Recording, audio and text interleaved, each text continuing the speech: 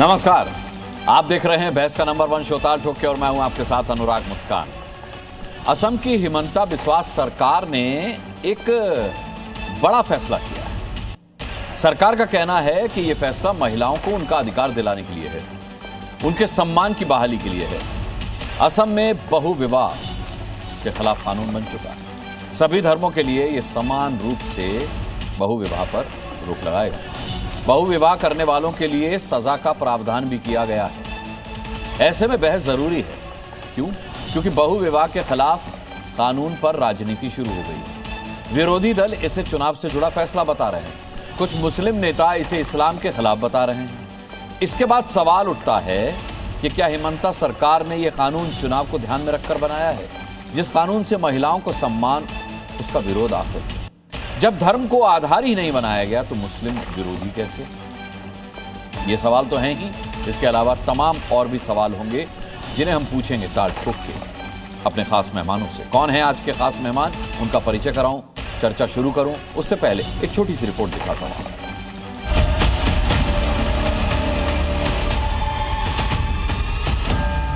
असम में बहु विवाह पॉलीगेमी नहीं होगा।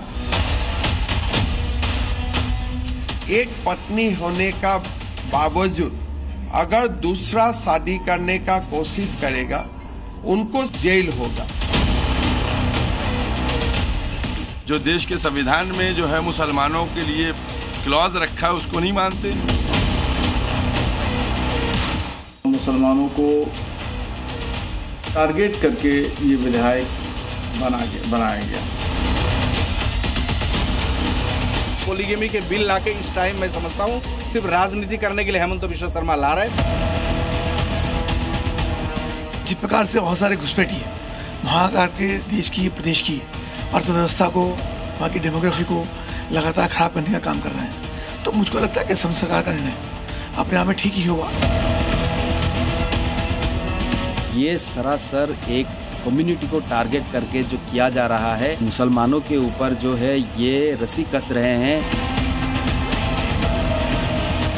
शरीयत में वो एक लिखा हुआ है कि भाई एक से ज़्यादा शादियाँ करना अलाउ है, तो बस उसको आधार बना के हेमंत बिस्वा शर्मा जी जो है वो अपनी राजनीतिक रोटियाँ सेक रहे हैं। बिल्कुल ज़रूरत नहीं थी, वो तो सिर्फ राजनीति करना चाह रहे हैं।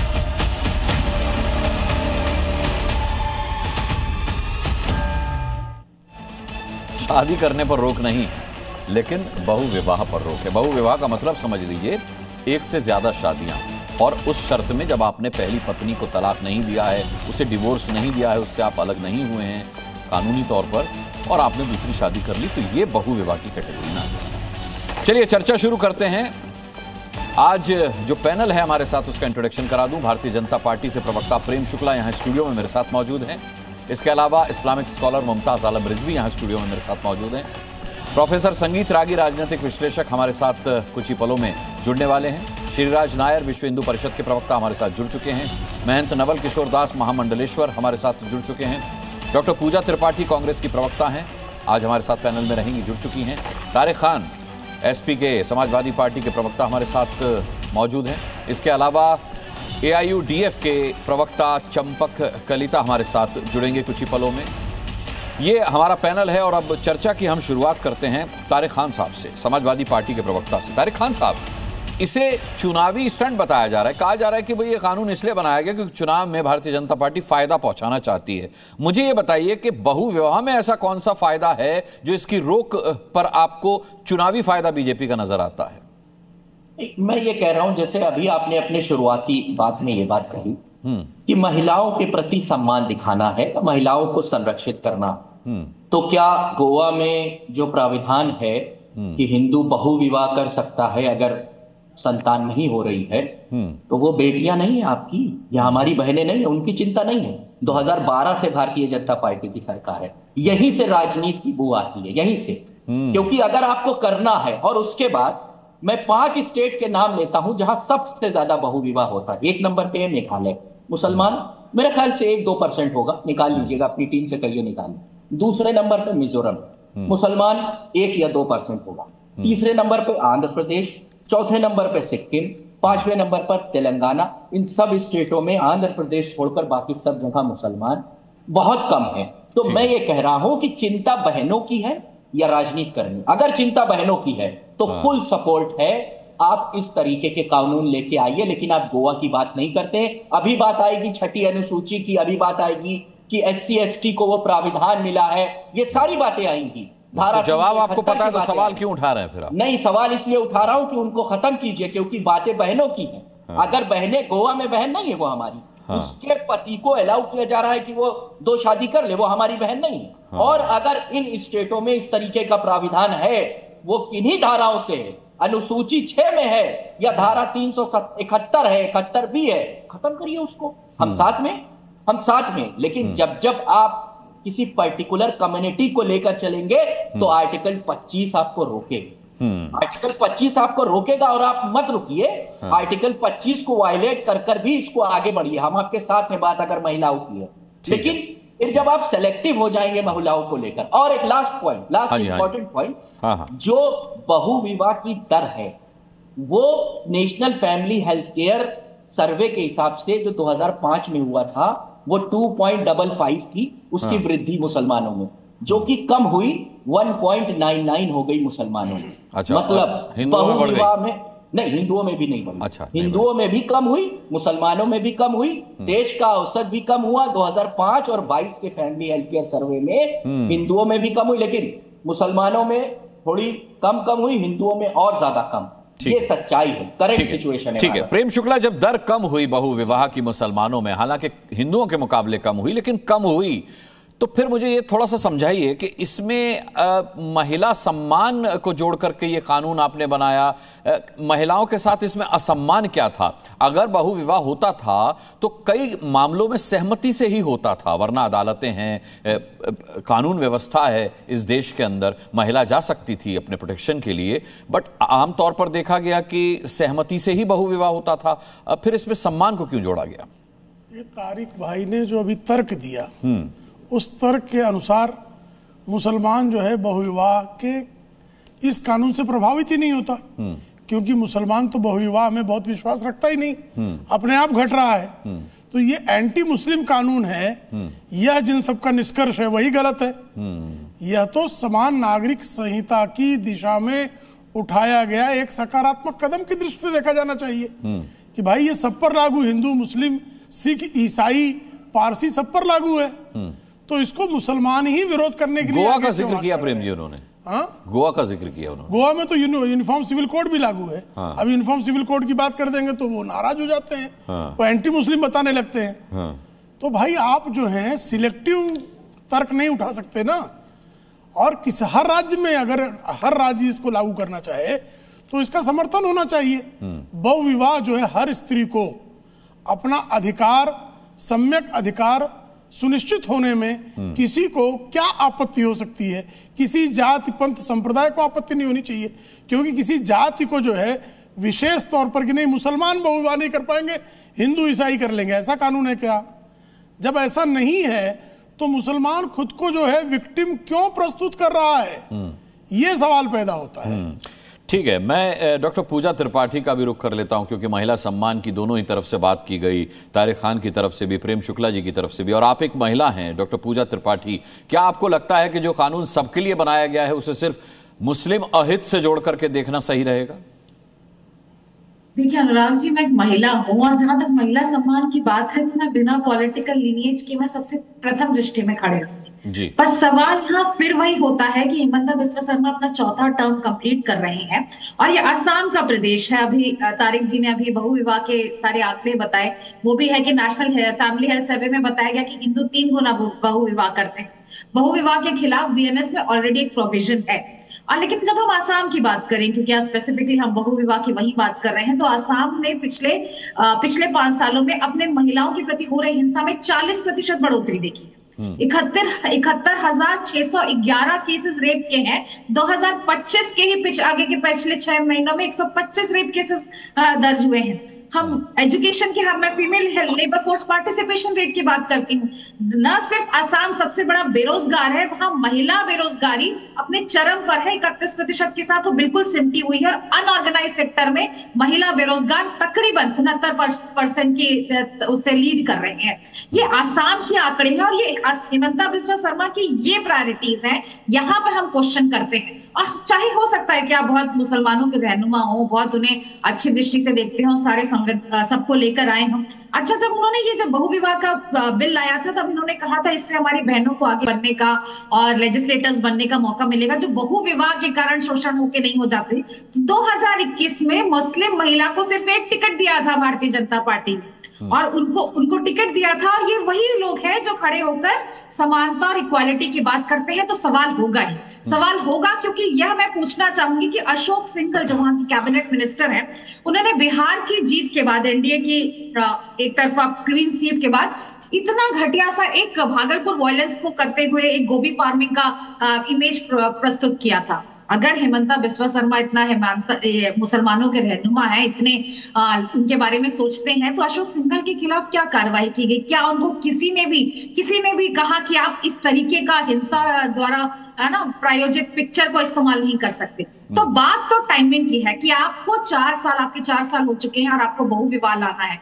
यहाँ पे अगर हम टी एस्टेट्स की बात करें, अगर हम 40% रूरल एरियाज की बात करें, तो वहां सबसे ज्यादा टीनेज प्रेगनेंसी है, वहां सबसे ज्यादा लिटरेसी दर की कम है। लेकिन हिमंता बिस्वा शर्मा जी के लिए ये प्रायोरिटीज नहीं है। तो जहां महिला अधिकारों की बात है, मैं आगे खड़ी हूँ कि महिला अधिकारों की बात है, समानता की बात है, आप करिए। लेकिन क्या यह सिर्फ एक कम्युनिटी को टारगेट, क्या यह सिर्फ चुनाव के समय सिर्फ वही सारा? आप भी उसे एक कम्युनिटी से जोड़ रहे हैं इस कानून को, पूजा जी, आप भी उसे एक कम्युनिटी से जोड़ रही हैं कि महिलाओं के प्रति। आप मुझे बताइए, आज जब महिला के प्रति रेप हो रहा है, हर दिन रेप हो रहा है, 71,000 केसेस आ रहे हैं, महिलाओं की साक्षरता दर घट गई है, नेशनल एवरेज से 10% कम है। ठीक है, ये आपका सवाल, इसका जवाब मैं प्रेम जी से लेता हूं। प्रेम जी, ये महिला सम्मान का महिला अपराध से नहीं जुड़ा हुआ है, महिला साक्षरता से नहीं जुड़ा हुआ है, महिला बेरोजगारी से नहीं जुड़ा हुआ है। पूजा जी का सवाल बहुत जायज है कि सिर्फ वो बहुविवाह से ही क्यों जुड़ा हुआ है? नहीं, अगर मेरे इस बात पर आश्चर्य होता है कि जब तक जो है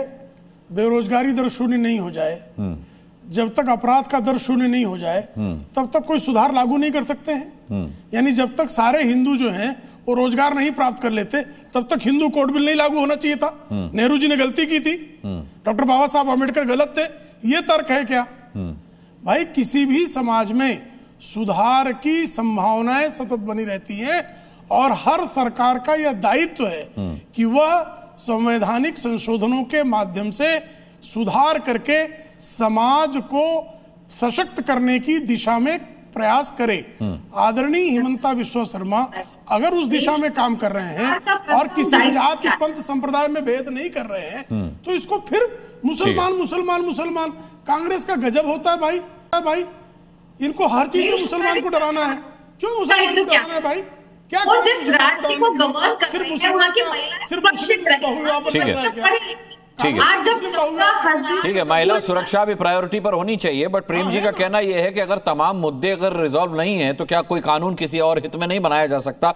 मैं मुमताज आलम रिजवी साहब को लाना चाहूंगा। मुमताज आलम रिजवी भाई, देखिए, सभी इसे कम्युनिटी से जोड़ करके क्यों देख रहे हैं? जब आप ये मानते हैं कि हिंदुओं में 3 गुना ज्यादा मुसलमानों से बहुविवाह होता है, तो फिर ये मुस्लिम कम्युनिटी से कैसे जुड़ गया? इसमें चुनाव में फायदा कैसे मिलेगा? बहुत बहुत शुक्रिया मुस्कान जी। बिल्कुल आप सही कह रहे हैं, और मैं बिल्कुल इसको मुसलमान से जोड़कर नहीं देखूंगा। लेकिन सबसे पहले चूंकि प्रेम शुक्ला जी यहाँ मौजूद हैं और यूसीसी की बात इन्होंने कही, और ये कहा कि मुस्लिम इसका मुखालिफ है और आवाज उठाने लगता है। हमने बारहा ये बात कही कि अगर वाकई इस तरह की कोई चीज आप पेश कर रहे हैं, तो एक मसौदा तो लाइए। कितने साल हो गए, क्या आज तक 11 साल में मोदी सरकार ने यूसीसी का कोई मसौदा पेश किया? नहीं किया। कहीं उत्तराखंड, कहीं आसाम, कहीं ये स्टेट जो खेल रहे हैं, जबकि ये नेशनल इशू है। और इसमें मोदी सरकार को चाहिए कि वो एक मसौदा लेकर के आए, लेकिन वो लेकर के नहीं आए। बार बार इस तरीके की बातें। दूसरी चीज ये कि बिल्कुल सही है, देखिए मैं आपको शरई एतबार से बता दूं कि 4 शादी अलाउ है, लेकिन फर्ज नहीं है। जैसे नमाज फर्ज है, रोजा फर्ज है, हज फर्ज है कि आपको करना ही है, हालांकि वहां पर भी गुंजाइश है, लेकिन ये फर्ज नहीं है। ये फर्ज नहीं है कि आप 4 शादी करेंगे ही, तो इसलिए कोई मुसलमान को एतराज करना ही नहीं चाहिए। जब फर्ज नहीं है और एक स्टेट है, एक हुकूमत है और इस तरीके कानून ला रही, तो उसके कोई एतराज की गुंजाइश नहीं, नंबर 1। नंबर 2 ये कि सवाल इसलिए उठता है क्योंकि आप जब ये सब काम करते हो तो बड़ी खूबसूरती से करते तो आप सबके लिए हो, लेकिन चूंकि आपको हिंदू पोलराइज करना है। अच्छा, इससे हिंदू कैसे पोलराइज हो जाएगा ये बताइए मुझे बात। इससे हिंदू, इस कानून से हिंदू कैसे पोलराइज हो जाएगा ये बताइए, और चुनाव में कैसे फायदा मिलेगा ये बताइए। मुस्कान जी आप बिल्कुल सही कह रहे हैं, दुरुस्त फरमा रहे हैं, मैं आपकी बात का एहतराम करता हूं। मैं यही तो कह रहा हूं कि ये बिल्कुल मुसलमानों के लिए नहीं है, लेकिन इसको इस तरह से पेश करते हैं बीजेपी को लोग, इतने सियासी समझदार लोग हैं, इस तरह से पेश करेंगे कि गोया ये बस मुसलमानों के खिलाफ है। जबकि मैं नहीं कानून की तरफ विनम्रतापूर्वक आग्रह है कि बताइए कैसे पेश हुआ कि मुसलमान इस पर जो है उनकी चिंता बढ़ गई, हिंदुओं की चिंता घट गई। शुक्ला जी वो प्रस्तुति जरा स्पष्ट कर देंगे तो अच्छा लगेगा। प्रेम शुक्ला जी, जब आप 72 कैबिनेट मिनिस्टर बनाते हैं, मुसलमानों को नहीं रखते, तब ये सवाल उठ जाता है। जब आप संख्यकों को रखते हैं, मुसलमानों को देखिए रखते हैं, बहुत सारी चीजें नहीं, बहुत सारी, इसीलिए आप ऐसे इशारों में बात करते हैं। आप अपने लीडरान की स्पीच को विचार करेंगे। नहीं, मुमताज जी हमको वोट देते हैं क्या? नहीं, मुमताज जी वोट देंगे तो हम मुमताज जी पर विचार करेंगे। आप ये बताइए। नहीं, मुमताज जी हमको वोट देंगे तो मुमताज जी पर विचार करेंगे। चलिए आज इसी पे बात कर लीजिए। आप भारतीय जनता पार्टी का आप वोट देंगे, प्रचार करेंगे, आप पर विचार करेंगे। मैं कह रहा हूं मुख्तार अब्बास नकवी देते हैं कि नहीं? हाँ, तो उनको बनाया गया मंत्री। क्या बनाया गया? अरे क्यों लंबे समय तक मंत्री बनाया गया? देते हैं, क्यों चुनाव नहीं लड़वाया? आपने इतने सीनियर लीडर हैं। शाहनवाज हुसैन जी, जफर इस्लाम से पढ़ा लिखा आपके यहाँ कोई है क्या? जफर इस्लाम से कोई, अरे जब थे तब थे, आज की बात कर रहे हैं। अरे मिलाना, अरे मुमताज आलम रिजवी, अरे मुमताज आलम रिजवी। अच्छा दूसरी चीज चलिए, मतलब कोई जन्मपत्री में थोड़ा ही लिख देगा पद, अगर मुसलमान होकर आप बीजेपी को वोट देते हैं तो कोई आजीवन कैबिनेट मंत्री का पद थोड़ा एश्योर हो जाता है। लेकिन एक भी नहीं है। अरे जफर इस्लाम को तो नहीं बनाया। अरे अब आप जफर इस्लाम पर आ गए। पहले आपको मुख्तार अब्बास नकवी सूझे, फिर आपको डिबेट करेंगे। नहीं, आपने 2 नाम लिए, दोनों के बारे में बता दिया गया। डिबेट करें, ठीक है, कर ही नहीं सकते। मुस्लिम समाज वोट मैं बीजेपी को इतने करीब से जानता हूं, आगे आए, अच्छा विचार करेंगे। अच्छा एक मिनट मुसलमान हिंदू आज ऐलान कर दीजिए कि जो आज ऐलान कर दीजिए कि बीजेपी का जो अल्पसंख्यक मोर्चा है उसको हम खत्म कर देंगे, क्योंकि वोट नहीं देता है। वोट नहीं कर देंगे, नहीं वोट नहीं देता, कर देंगे, वोट नहीं देता है। हमारा जब मन करे वोट नहीं देता। राष्ट्रीय मुस्लिम मंच क्यों रखे हुए बैटिंग कराने का प्रयास कर रहे हैं? क्यों बैटिंग कराने की? उसको हटा दीजिए। बहस कहाँ जा रही है? बहु विवाह से ये नहीं, आप कहाँ पहुंच गए?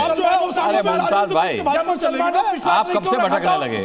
मुमताज भाई, आप बैटिंग कराने क्या करें? आपसे मुस्कान नहीं, मुमताज भाई आप कब से भटकने लगे? नहीं, आप कब से भटकने लगे? की बात है मुमताज भाई, आप मुद्दे से कब से भटकने लगे? वो कह रहे भटके हुए नौजवान ही है वो। मैंने कहा आप मुद्दे से कब से भटकने लगे? प्रेम जी कह रहे हैं वो भटके हुए नौजवान। अच्छा मैं 2 बातें। अच्छा ठीक है, प्रेम शुक्ला जी चूंकि मौजूद है, मैं उसका फायदा उठा रही हूं। सरकार के आदमी और अच्छे आदमी हैं, बात सुनते हैं। मैं 2-3 बातें, देखिए मैं इसकी बिल्कुल मुखालफत नहीं कर रहा हूं, अच्छा कानून है। वैसे भी वहां इतनी गुर्बत है, 7 बार मैं आसाम जा चुका हूं, वहां खाने के लाले पड़े, कौन शादी करेगा 4? लेकिन मैं ये कह रहा हूं कि 4 चीजें जरूर करें।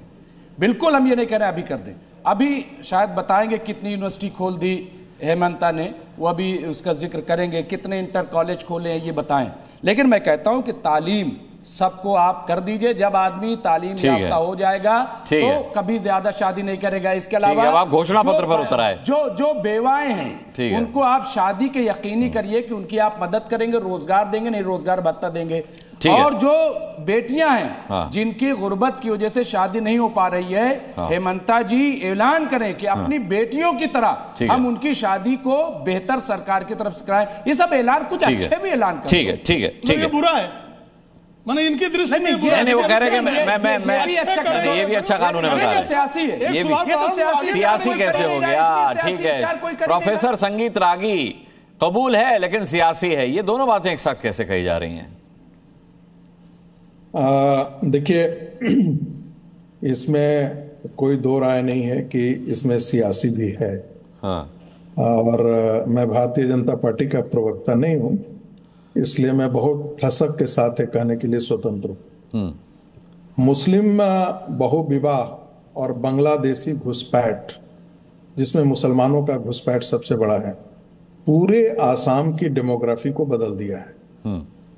और कम से कम 3 पीढ़ियां आकर के खड़ी हुई हैं। यदि वाकई SIR गंभीरता से किया जाए और सुप्रीम कोर्ट यदि आपके इस बहस को सुन रहा होगा, तो मैं अपनी जिम्मेदारी पर बोल रहा हूं कि सुप्रीम कोर्ट के जजों को थोड़ा सोचना चाहिए कि आपने आधार कार्ड को आपने SIR के लिए मैंडेटरी क्यों कर दिया है, जबकि आपको पता है कि ये सारे फर्जी बांग्लादेशी मुसलमान घुस करके इस अरे बांग्लादेश से लेकर थोड़े आते हैं संगीत रागी, बनता तो यहीं पर है ना। उसमें आपकी सरकार, आपका प्रशासन, कहीं मशीनरी का कोई पुर्जा तो इन्वॉल्व रहता होगा ना। आज बहुत अच्छी बात कर रहे हैं संगीत, बहुत अच्छा आपने कहा है, बहुत अच्छा कहा है।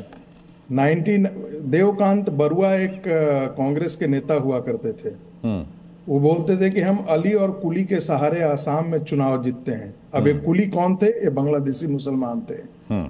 हितेश्वर साइकिया ने 1997 में आसाम की असेंबली में कहा कि 30 लाख से ज्यादा बांग्लादेशी मुसलमान यहाँ आकर के बैठ गए हैं। सारे लोग उनका विरोध करने लगे और जो है वो अगले दिन उनको अपना स्टेटमेंट विथड्रॉ करना पड़ा। जनरल SK सिन्हा की रिपोर्ट आई 1998 में। फिर उन्होंने कहा कि लोअर आसाम ब्रह्मपुत्र वैली को छोड़ दीजिए तो पूरा आसाम बांग्लादेश लगता है। तो इन घुसपैठियों में बहुविवाह भी था। मैं ऐसा नहीं कह रहा था कि वहां की ट्राइबल कम्युनिटीज में नहीं था, लेकिन हेमंता का जो संदेश है वो बहुत साफ है।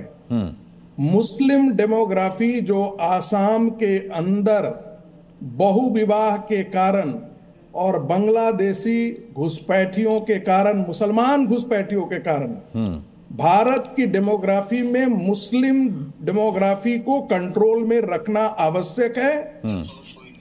ये इसलिए आवश्यक है क्योंकि ये बांग्लादेशी ही आपके लिए बम और ये इस देश को बारूद पर खड़ा कर देंगे। ठीक है, ठीक है, तब है आपके पास कुछ मैं समझ गया संगीत रागी, लेकिन आपने बड़े मुखर होकर के इस बात को कहा। एक मिनट मुमताज भाई आता हूं। श्रीराज नायर जी, तो फिर सरकार ये क्यों नहीं बोल रही कि हाँ ये मुस्लिमों के लिए ही बनाया गया, ये सियासी फायदे के लिए बनाया गया ये कानून ही है। और फायदा जब हम कहते हैं तो वो कोई नेगेटिविटी में नहीं देखा जाना चाहिए, नेगेटिव सेंस में नहीं देखा जाना चाहिए। अगर आप बहुविवाह से 10 सेकंड, अच्छा अभी आपकी बात खत्म नहीं हुई, 10 सेकंड अनुराग, हाँ कर लीजिए। हाँ, इन बांग्लादेशी मुसलमानों के खिलाफ इस देश में जमीनी जिहाद होना चाहिए। ये जहां पकड़े जाएं, चाहे दिल्ली हो, ठीक है, चाहे 3 पीढ़ियां से हो सरकार में आ गए हो, हाँ, इनकी सारी की सारी इनके जो है नागरिकता खत्म होनी चाहिए, इनके दस्तावेज जब्त होने चाहिए और जिन लोगों ने इसके बनाया उनके खिलाफ FIR होना चाहिए। आप पढ़िए तो आप प्रोफेसर हैं, जरा पढ़ तो लीजिए कि कब बांग्लादेश बना। 3 मैं मदरसा में नहीं पढ़ा हूं ना, तब भी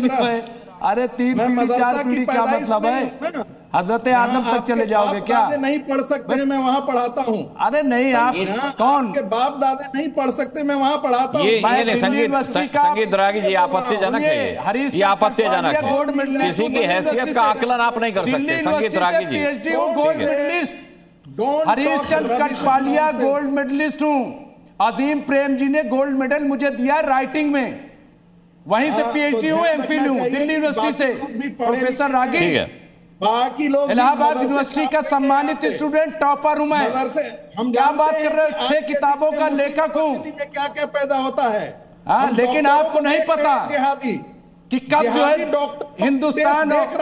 हिंदुस्तान ने क्या पाकिस्तान वो डॉक्टर जिहादी हैं तो क्या मुमताज आलम रिजवी को शक की नजर से देखेंगे? ये आपत्तिजनक है। नहीं ठीक है, श्रीराज नायर जी बुलाते हैं, ठीक है, 10 सेकंड के बदले 1 मिनट 10 सेकंड हो गया संगीत रागी, ठीक है। आपने कहा जमीनी जिहाद छेड़ना चाहिए इन घुसपैठियों के खिलाफ, ठीक है। अरे आप पर्सनल मत होइए, मैंने आपत्ति जता दी। मुमताज भाई मैं माफी मांगता हूं, व्यक्तिगत नहीं होना चाहिए हमें, ठीक है। श्रीराज नायर जी, तो फिर सरकार कहती क्यों नहीं खुल करके ये कानून उन्हीं के लिए लाया गया है जो डेमोग्राफी बदल रहे हैं बहुविवाह करके? देखिए, सबसे पहले तो जैसे संगीत जी ने बताया, मैं भी उससे सहमत हूं। एक अंग्रेजी में कहावत है, डेमोग्राफी डिसाइड्स योर डेस्टिनी। जनसंख्या का संतुलन या असंतुलन आपके भविष्य को निर्धारित करेगा। जिस प्रकार से असम की हालत है और जिस प्रकार के वहां के मुख्यमंत्री जी ने जो आंकड़े रखे हैं वो सचमुच डरावने हैं। दूसरी बात, एक सरकार पूरे देश में ये लोग जो हमेशा विक्टिम क्राइम करते हैं, कोई भी कानून आता है तो सबसे पहले ये इसका विरोध करते, एक पर्टिकुलर कानून का विरोध, श्रीराज जी कानून का विरोध नहीं हो रहा, टाइमिंग का विरोध हो रहा है। सुनिए कानून का विरोध नहीं हो रहा, टाइमिंग का विरोध हो रहा है, चाहे वो SIR हो या ये वाला कानून हो बहु विवाह वाला, टाइमिंग का विरोध हो रहा है कि आप 4 साल से कहां सो रहे थे। करेंगे, सुनिए मैं तो कह रहा हूँ, सुनिए विरोध तो इनका हमेशा से रहा है। पूछ लिया सवाल, केवल आसाम में अगले साल चुनाव नहीं है ना। देखिए, विक्टिम क्राइम सबसे बड़ा इशू है इस देश के अंदर। कानून जब बनता है सभी के लिए बनता है। अभी हाल ही में अल्फला यूनिवर्सिटी के MBBS डॉक्टर्स ने जिस प्रकार से बम धमाके किए और निर्दोषों को जान से मार दिया, वहां पर भी विक्टिम क्राइम और सेल्फ डिफेंस में मौलाना अरशद मदनी आ गए। उन्होंने सीधा अमेरिका में न्यूयॉर्क में ममदानी को चुना और यहाँ पे एक मेयर नहीं चुन सकता मुसलमान। तो तकलीफ यह है कि हर चीज अपने आप एकदम विक्टिम प्ले करना, विक्टिम क्राइम करना और इस देश के कानून को केवल श्रीराज नायर जी, अरशद मदनी भूल गए कि वहां सिर्फ एक मुसलमान मेयर बन सकता है, इस देश में राष्ट्रपति भी बनता है एक मुसलमान। राष्ट्रपति, क्रिकेटर, एक्टर्स, क्या क्या नहीं बना है इस देश ने मुसलमानों को। मेरिट के आधार पर अगर इस देश में किसी के साथ कोई भेदभाव नहीं किया। आज कैबिनेट में एक मंत्री नहीं है मुस्लिम। देखो, जब मोदी जी की कैबिनेट में एक मंत्री नहीं है, इसलिए ये बात। अरे आप लोग पूरे सुनिए, आप लोग रोज मोदी जी को गाली देंगे, कोई गाली वोट देंगे नहीं और हमेशा एनब्लॉक होकर के भारतीय जनता पार्टी के खिलाफ रहेंगे। तो आप क्या चाहेंगे? आप वोट दीजिए ना और उनसे हम शिकायत करेंगे। शिकायत करना गाली देना नहीं होता है, शिकायत करना गाली देना नहीं होता है। वो हमारे वजीर आजम है। नहीं ठीक है, हमारे बताइए करेंगे। अच्छा, हम प्रेम शुक्ला से कहेंगे कि 1 मंत्री 2 मंत्री रखे, क्यों ना कहेंगे? अच्छा, नीतियों का फायदा तो मिलता है ना, वोट नहीं देते लेकिन नीतियों, सरकारी नीतियों का फायदा उठाते हैं। अब क्या मतलब वोट तभी देंगे जब मंत्री पद मिलेगा? मतलब ये क्या शर्त हो गई कि मंत्री पद मिलेगा तभी वोट देंगे? कमाल हो गया। बिहार में इतने बगैर वोट कितनी सीटें आ गई? क्या अनुराग जी ऐसी बात करते हैं आप? अनुराग जी, ठीक है, श्रीराज जी की बात पूरी नहीं हुई, मैं लाता हूँ प्रेम जी। 10 सेकंड। अनुराग जी, 2 राज्यपाल मुसलमान है। हाँ, सैयद अब्दुल नजीर आंध्र प्रदेश में और बिहार में जो है मोहम्मद आरिफ खान। उनसे ज्यादा पढ़ा लिखा मुसलमान भारत में ढूंढना कठिन है। मोहम्मद आरिफ खान जो है इस्लामी तालीम पर भी जितनी उनकी पकड़ है, उनके दर्जे का उलमा ढूंढना मुश्किल है, लेकिन उनको नहीं मानेंगे ये। देखिए, ठीक है श्रीराज जी, बात पूरी कीजिए। तकलीफ ये है, अनुराग जी, तकलीफ ये है इस देश में अगर हम देखते हैं तो हाईवे होता है, एक आने का रास्ता होता है, एक जाने का रास्ता होता है। ये डिवाइडर पर चलते हैं। अगर इस देश में हिंदुओं के लिए अब तो 6 लेन हो गई है, उनके लिए भी नहीं होना चाहिए। एक कानून देश में होना चाहिए और एक कानून को सबको मानना चाहिए। वो मानना नहीं है और केवल विक्टिम क्राइम और रोना धोना करना, इनके हालात को सुधारना, इनके रहनुमा जो है इनका सबसे बड़ा फॉल्ट है। शिक्षा का अभाव, अनएम्प्लॉयड, गुर्बत, मुफलिसी, इनसे लड़ने की बजाय केवल और केवल समाज को देशद्रोही, देश विरोधी बनाना और पिछड़ा रखना, देश के अंदर ये लोग लायबिलिटी बनते जा रहे हैं। इसके लिए जवाबदार ये लोग हैं और शिक्षा से अभाव में रखा गया है, शिक्षा से वंचित रखा गया है, नौकरी के लायक बनते नहीं है, फिर पिछड़े रह जाते हैं। ठीक है श्रीराज जी, आता हूं। तारिक भाई आपके पास भी आता हूं, आप कुछ कहना चाह रहे हैं, आपके पास आता हूं, लेकिन उससे पहले महंत नवल किशोर दास हमारे साथ हैं। ठीक है श्रीराज जी, आता हूं। महंत नवल किशोर दास जी, एक शादी की लिमिट तय करने पर इतना बवाल क्यों? अगर सरकार इसमें पॉलिटिकल माइलेज देख रही है तो विरोध करने वाले क्या देख रहे हैं? अनुराग जी, यही लोग कहते हैं देश संविधान से चलेगा, पर जब उनके अनुकूल नहीं होता तो कहते नहीं देश शरीयत से चलेगा। ये कहेंगे देश कुरान से चलेगा तो हम कहेंगे देश पुराण से चलेगा। इनके यहाँ तो 2, 4, 10 शादियों की बात होगी, हमारे तो 16,008 की बात होती है। तो देश संविधान से चले और देश में केवल इंडियन मैरिज एक्ट होना चाहिए, चाहे हिंदू हो चाहे मुसलमान हो। यहाँ 4 शादी करोगे, 40 बच्चे पैदा करोगे और देश की अर्थव्यवस्था को चौपट कर दोगे, ये कब तक चलेगा? मैं तो वहाँ की सरकार को, असम सरकार को बधाई देना चाहता हूँ प्रत्येक सरकार को ये करना चाहिए कि प्रत्येक प्रदेश में और पूरे देश में भारतीय मैरिज विवाह पद्धति होना चाहिए, इंडियन मैरिज एक्ट होना चाहिए। धर्म देख करके क्यों करोगे जी? 2 शादी 3 शादी पहले बैठी हैं, 2 को और ले आए तुम, 40 बच्चे पैदा कर दिए, तो आखिर ये वजन किस में पड़ेगा? यहाँ की अर्थव्यवस्था पे पड़ेगा? नहीं पड़ेगा। इसलिए मैं तो बधाई देना चाहता हूँ और भारत सरकार से कहता हूँ पूरे देश में नियम लागू कर दें। पता है ये जरूरी है। नहीं, औरत मर्द नहीं लागू करेंगे तो स्थिति हो जाएगी। देख रहे पढ़े लिखे लोग तो एक तो बैठा ही रहेगा, 3 फिर तो, क्योंकि बराबर है अभी। अरे हम जानते हैं, दिल्ली में जानते हैं एक परिवार को जिसके अनुपात जानते हो, एक देश को जानते हैं 16 शादी की उसने। अनुपात का अरे पता है कि 16 नहीं? शादी अब आपने सवाल पूछा, अब मैं 16 शादियां की है उसने, 3 आदमी 27 बच्चे उसको बगैर शादी किए। मैं बोला नहीं, किसी के बीच चुपचाप बैठ के सुन रहा था। तो क्यों उल्टा सीधा बोल रहे हो? सुन रहा था। ठीक है, अब आपने बोल दिया, काउंटर दे दिया, अब जवाब ले लीजिए। नहीं, सही बोल रहा हूँ। 27 बच्चे हैं एक व्यक्ति को, यही मुसलमान रहता है हमारे पास में, 27 बच्चे हैं, 16 शादी की है। क्या तमाशा बना रखा है?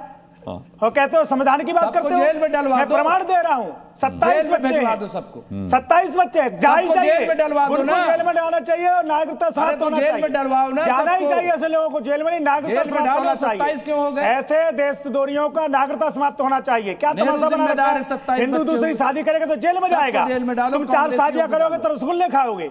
ये तमाशा नहीं चलेगा।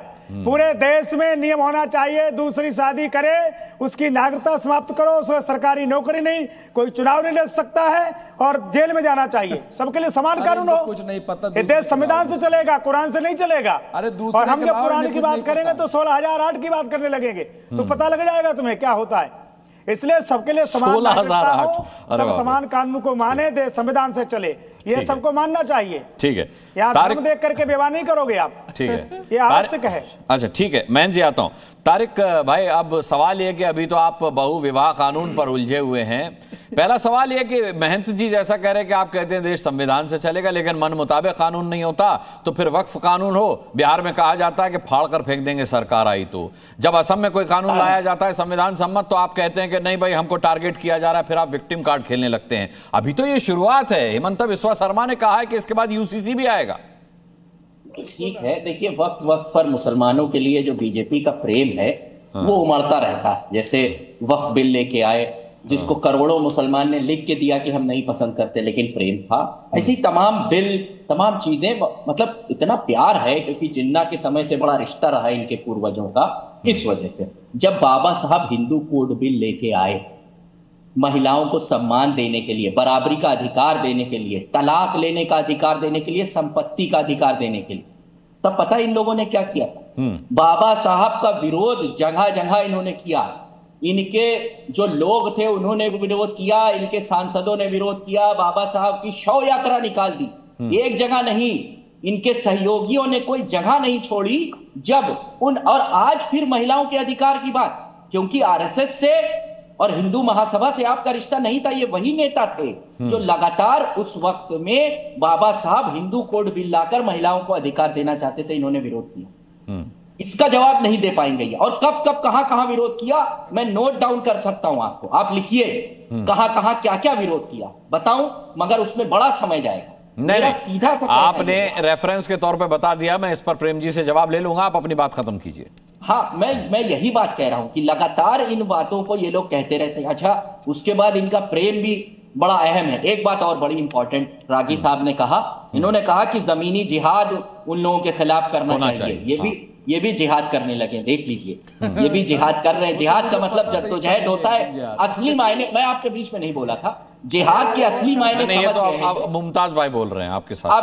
अब नहीं, जिहाद के असली मायने समझ। अच्छा, घुसपैठिए शब्द का इस्तेमाल किया गया। हेमंत बिस्वा शर्मा, जिहाद का क्या मतलब है ये सब पूरी दुनिया देख रही है। अच्छा ठीक है, पूरे इस्लामिक समाज का हाथ लाल रक्त से सना हुआ है। जिहाद मत जब पूरे मुस्लिम समुदाय को नहीं, नहीं, संगीत रागी जी, पूरा मुस्लिम समुदाय आप नहीं लपेट सकते इसमें। संगीत रागी जी, मैं आपत्ति दर्ज करता हूं, पूरा मुस्लिम समुदाय मत लपेटिए। अरे इनको देखिए कुछ कट्टरपंथियों की तोहमत पूरे मुस्लिम समुदाय पर मत पड़ी है। मरीज की जान बचाता है, प्राण बचाता है, वो प्राण ले रहा है जी। बड़ा जिहाद। महंत जी, ये बहुत अफसोसनाक है, ये बहुत दुर्भाग्यपूर्ण है कि व्हाइट कॉलर टेरर मॉड्यूल पकड़ा गया। ठीक है तारिक भाई, बात पूरी कीजिए। ये अगर मुसलमानों को गाली नहीं देंगे तो दोपहर का खाना नहीं हजम होगा, प्लीज गाली दीजिए। हेमंत सरकार 2021 में आ गई और अभी तक है कितने घुसपैठिए वापस भेजे? 1416, 1416 बस। कितने? 1416।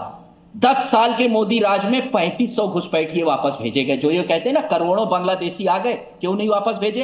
88,672 घुसपैठिए मनमोहन सरकार में वापस भेजे गए। क्यों नहीं भेजते हैं आप? इसको मुद्दा बनाकर हिंदू मुसलमान को लड़ाकर वोट सिर्फ लेना चाहते हैं। किस मुसलमान ने रोका है आपको घुसपैठियों को वापस में भेजिए, आप भेजिए उनको। लेकिन 1416 आप भेज पाए हेमंत सरकार, लेकिन मुद्दा क्या देश भर में बनाएंगे? घुसपैठियों को ट्रेन में बैठा लेंगे, अब यूपी लेके आएंगे, फिर बंगाल लेके जाएंगे, जहां जहां चुनाव होगा उसको अपनी खोपड़ी पे बैठाकर घुसपैठिए के मुद्दे को लेकर टहलेंगे। वापस भेजिए। हिंदुस्तान के मुसलमानों को उससे क्या लेना देना? कभी उसने एतराज किया? लेकिन उसको मुद्दा बनाएंगे, मंचों से उस पर भाषण देंगे। जमीनी हकीकत अरे भाई वही बाहरी मुसलमान तो आकर डेमोग्राफी बदल रहे हैं असम की, वही बहु विवाह करके डेमोग्राफी बदल रहे हैं। तो वापस कौन भेजेगा? तो ठीक है, उनके लिए कानून, उनके लिए अगर कानून लाया गया है तो फिर इसका विरोध क्यों? चाहे वो 4 साल पहले आ जाता है, अब आया तो सही। तो वापस भेजिए ना उनको, कौन रोक रहा है? चाइना का प्रधानमंत्री आएगा वापस भेजने, या हेमंत बिश्व शर्मा की जगह अखिलेश यादव जी जाए उनको वापस भेजे? आप करिए ना। प्रेम शुक्ला जी से जवाब। प्रेम शुक्ला जी, भाई आंकड़ा प्रस्तुत किया है 1416 घुसपैठिए हेमंता सरकार ने भेजे, और अगर मोदी सरकार की बात करें तो कुल 3500, लगभग 3500 घुसपैठिए भेजे गए। सोर्स क्या है इसका? तारिक भाई दे रहे हैं आंकड़ा। आपकी सरकार, आपकी होम मिनिस्ट्री, आपकी मिनिस्ट्री ऑफ होम, आपकी मिनिस्ट्री, आपकी मिनिस्ट्री, एंकर आए बाएं साए आप लोगों का काम है। अरे भाई अभी चुप रहिए, आपके बीच में नहीं बोला। अच्छा ठीक है, अब सुन लीजिए तारिक भाई, सुन लीजिए महाराज। ठीक है, आपने सोर्स बता दिया तारिक भाई सोर्स बता दिया आपने। कोई सोर्स बता दिया? सरकार मिनिस्ट्री ऑफ होम अफेयर्स की कब की रिपोर्ट? सरकार सोर्स है सब, जरा बता कहां, कौन सी सरकार? कौन सी सरकार डेटा दे रही है? सरकार करना आके चैनल पे। हजारों मुसलमान तो सिर्फ SIR लागू होने के बाद बंगाल की सीमा से जाते हुए दिखाई दे रहे हैं, और जी न्यूज दिखा रहा है। तो जी न्यूज, आप बीच में मत बोलिए, मैं आपके बीच में बोल नहीं रहा था। आप बीच में मत बोलिए, बीच में मत बोलिए। तो बताइए जाएंगे क्यों नहीं जाए? जा रहे कि नहीं? SIR में जा रहे हैं। इलेक्शन कमीशन को अब ये बदतमीजी है अनुराग जी, ये बदतमीजी है, ये बदतमीजी है। बात खत्म कीजिए सर, समय की कमी है, ले लूंगा, बंद होनी चाहिए। फिर मैं उनके बीच में चिल्लाऊंगा। नहीं, बोलिए, बात खत्म कीजिए, समय खत्म हो गया। मैं जो कह रहा हूँ, जी न्यूज ने SIR के बाद बंगाल से घुसपैठियों को वापस जाने वाले दृश्य और समाचार दिखाए। 8 साल से रह रहे हैं लोग वहाँ जी। असम में जब से हिमंता बिश्व शर्मा की या सर्बानंद सोनोवाल की सरकार आई, तब से घुसपैठ शून्य है। त्रिपुरा में शून्य है। सिर्फ बंगाल में 75 क्लस्टर ऐसे हैं जो BSF को आज दिन तक बंगाल की सरकार ने दिए नहीं, सिर्फ घुसपैठ वहां से हो रही है। ठीक है, कुल मिलाकर के प्रेम शुक्ला जी, ये शुरुआत है और सरकार को आलोचना भी झेलनी पड़ेगी और जवाब भी देना पड़ेगा। ठीक है सर, उस पर किसी और दिन बैठ लेंगे। समय बिल्कुल खत्म हो चुका है, हम ओवर जा चुके हैं। आपका रिएक्शन बहुत जरूरी था, इसलिए मैंने आपका रिएक्शन लिया। बहुत बहुत धन्यवाद करना चाहूंगा सभी पैनलिस्ट का आज की डिबेट में शामिल होने के लिए। आप दर्शकों का भी ताल ठोक के देखने के लिए बहुत बहुत धन्यवाद। अगली मुलाकात तक के लिए अपना बहुत बहुत ख्याल रखिएगा और सुरक्षित रहिएगा। मुझे अभी के लिए इजाजत दीजिए। नमस्कार।